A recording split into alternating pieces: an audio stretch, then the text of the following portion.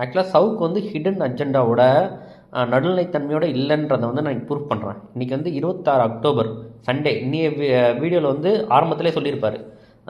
அந்த டெல்டா பகுதியில் வந்து நெல்மணிலாம் முளை விட்டு வளர்ந்துருக்கலாம், அந்த இஷ்யூ நல்லா போயிட்டுருக்கு. அதை வந்து முதலமைச்சர் வந்து வீட்டுக்கு அந்த சென்னைக்கு எடுத்துகிட்டு வந்து பார்க்குறாரு அப்படின்னு சொல்லி விமர்சனம் பண்ணுறாரு.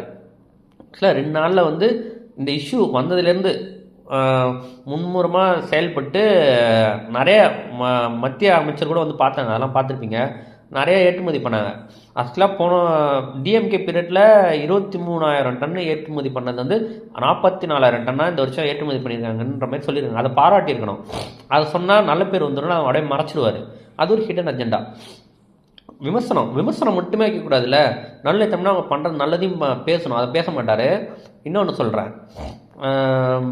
அதுக்கப்புறம் வந்து தொடர்ச்சியாக வந்து முதலமைச்சர் வந்து அந்த மாரி செல்வராஜோட பைசன் படத்தை பார்த்து பாராட்டினார் அப்படின்னு சொல்லியிருப்பார். அது வந்து இவர் அந்த பேரன் வந்து ஹீரோ ஆக்கிறதுக்காகன்னு சொல்லியிருப்பார். அதை பற்றி டீட்டெயில் தெரில. ஆனால் இப்போ மாரி செல்வராஜை பேசுகிறது வந்து இப்போ தமிழிசை மேமும் விமர்சனம் பண்ணியிருப்பாங்க. அதுக்கப்புறம் எடப்பாடியாரும் விமர்சனம் பண்ணியிருப்பாங்க. இந்தமாதிரி மக்கள்லாம் கஷ்டப்படுறத வந்து டைமில் ஏன் படத்தை பற்றி விமர்சனம் பண்ணுறாருன்ற மாதிரி. இது நியாயமான விமர்சனம் தான் பட்டாலும்